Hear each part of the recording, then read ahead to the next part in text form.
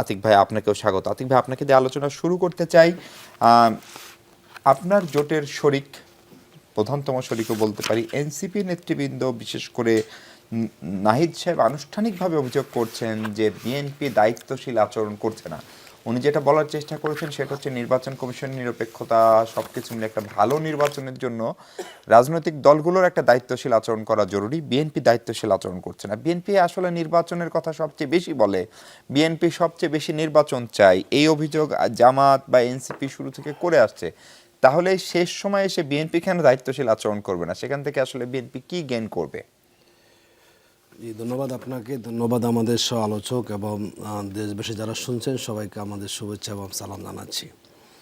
দেখুন, BNP election চায়, আমি সেই জায়গায় যাওয়ার আগে সর্বশেষ আজকে যে ঘটনাটি ঘটেছে, শাহজালাল বিশ্ববিদ্যালয়ে দীর্ঘ সময় পরে নির্বাচন, ছাত্র সংসদ নির্বাচন, এবং কিছু আগামীকাল হওয়ার কথা ছিল। আমরা দেখলাম দেশের বড় বড় 5টি বিশ্ববিদ্যালয় নির্বাচনে ওনারা হেরেছেন। জগন্নাথ বিশ্ববিদ্যালয় নির্বাচনকে প্রভাবিত করার চেষ্টা করেছেন, তাও এরা স্থগিত করার চেষ্টা করেছেন। ইলেকশন হয়েছে এবং সেখানে ছাত্রদল সেখানে পরাজিত হয়েছেন। আমরা দেখলাম একটা দেশে অভ্যুত্থান হয়েছে, সবারই রাইট আছে ইলেকশন করার, এবং ছাত্র সংসদগুলো তো 1991 সাল থেকে নির্বাচন বন্ধ। বিএনপি স্বৈরাচার এরশাদের আমলে ইলেকশন যা হয়েছিল ছাত্র সংসদ, বিএনপি 91 সালে আসার পর থেকে ইলেকশন ফুল বন্ধ। মানে এদেশের ছাত্র সংসদ নির্বাচন বিএনপি কখনো চায়নি। আমরা দেখলাম ভাই আতিক ভাই, এই সিদ্ধান্ত তো সর্বোচ্চ আদালতের পরে, সেটি নিয়ে আমাদের আলোচনা না, বন্ধটার প্রক্রিয়া কেন হয়েছে না, বাংলাদেশে সবসময় কিন্তু সবাই আজকে দেখুন, যখন তারা চেষ্টা করলো নির্বাচন কমিশনকে দিয়ে সব বন্ধ করে দিল, আবার ছাত্ররা প্রতিবাদ করলো, আবার 20 তারিখ ঘোষণা হলো। গত 2 দিন যাবৎ ছাত্রদল তাদের কি কাজ সেখানে বলুন? ইলেকশন করবে বিএনপি, ছাত্রদলকে ইলেকশন করে, তারা সেখানে গিয়ে একটা বাধা সৃষ্টি করলেন। কারণটাও যাতে করে শাহজালাল বিশ্ব নির্বাচনটা হতে না পারে। তারা সেখানে ব্যর্থ হবে, তারা কী করলেন? আদালতে আসলেন। দরকার ছিল বিএনপির আইনজীবীদের ছাত্রদের পক্ষে অবস্থান গ্রহণ করে ইলেকশনটাকে করা, গণতান্ত্রিক রাইটটাকে প্রতিষ্ঠা। আমি দেখলাম শাহজালালের নির্বাচন হলে কি বিএনপি জাতীয় নির্বাচনে পরাজিত অবশ্যই। অথবা দেখুন, আমি বলি, আজকে যারা আদালত অবজারভেশন দিয়েছেন, কি কারণে বন্ধ হলো? নিরাপত্তা সংকট। এটাকে ওখান থেকে কেউ বলেছে নিরাপত্তা সংকট আছে? দ্বিতীয় বলেছেন প্রভাব জাতীয় নির্বাচন। মানে এই নির্বাচন যদি হেরে যায় তাহলে জাতীয় নির্বাচন ওনার প্রভাব পড়ে যাবেন। জনাব তারেক রহমান 22 তারিখে সিলেট যাবেন, যে আগামী ইলেকশনটা হয়, ইলেকশনের নানা সমীকরণ বলছে এখানেও তাদের বড়ডুবি হবে। কারণ এই বড়ডুবি নিয়ে 22 তারিখ কী করে প্রথম দিন ইলেকশন ক্যাম্পেইন শুরু করবেন, এই যে একটা নির্বাচন বিধি, এই যে একটা ভীতি, এই যে একটা গণতন্ত্রহীন মানসিকতা, আমরা বলি যে এই কাজে নির্বাচন কমিশন প্রথমে সহযোগিতা করেছেন এবং তারা সেখানে না পেরে এখন আদালতের আশ্রয় নিয়েছেন, এবং বিএনপিপন্থী আইনজীবীরাই মূলত তারাই নির্বাচনকে ব্যাহত করার চেষ্টা করেছেন। যেটা অত্যন্ত আমাদের জন্য দুর্ভাগ্যের বিষয়।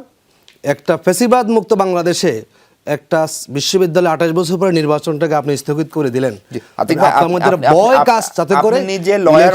আপনি নিজে লয়ার মানুষ, আমি জানি না আদালতের যে সমস্ত বিষয় নিয়ে আপনি কথা বলছেন।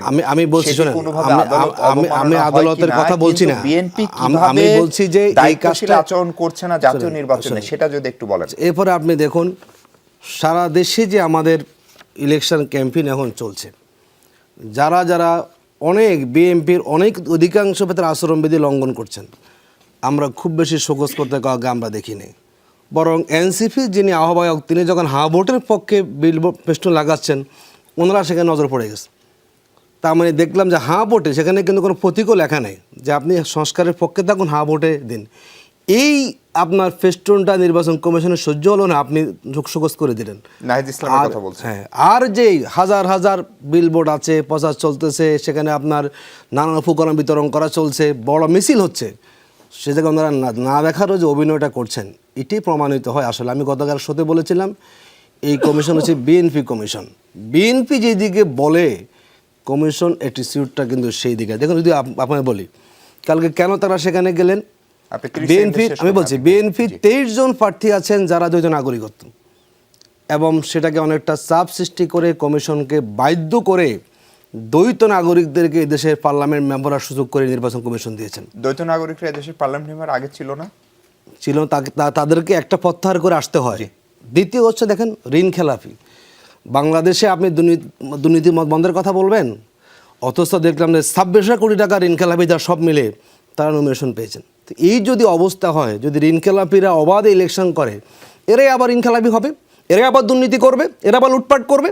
তারপরে এই নির্বাচন কমিশন এই যে একটা নতুন রাজনৈতিক বাস্তব আমরা এসেছি, তারা এটাকে ধারণ করে না এবং ঋণ খেলাপিদেরকে তারা মনোনয়ন বৈধ করে প্রমাণ করেছেন, তারাও সংস্কারে বিশ্বাস করেন না। তার মানে আপনার অভিযোগ দুইটা, একটা হচ্ছে বিএনপি নিজেও দায়িত্বশীল আচরণ করছে না, পাশাপাশি নির্বাচন কমিশনও নিরপেক্ষ আচরণ করছে না। মোশাররফ ঠাকুর খুবই গুরুতর অভিযোগ, নির্বাচনের 3-4 সপ্তাহ আগে আনুষ্ঠানিকভাবে জামাত দলগতভাবে প্রধান উপদেষ্টার সঙ্গে দেখা করে নালিশ করেছে ইসির বিরুদ্ধে। এখানে জামাতের নেতা, ছাত্র শিবিরেরও তিনি সাবেক নেতা, তিনি তাদের শ্রমিক কল্যাণ ফেডারেশন নেতা, তিনি একই অভিযোগ করছেন। বিএনপি তাহলে দায়িত্বশীল আচরণ না করে আসলে কি অর্জন করতে চায়?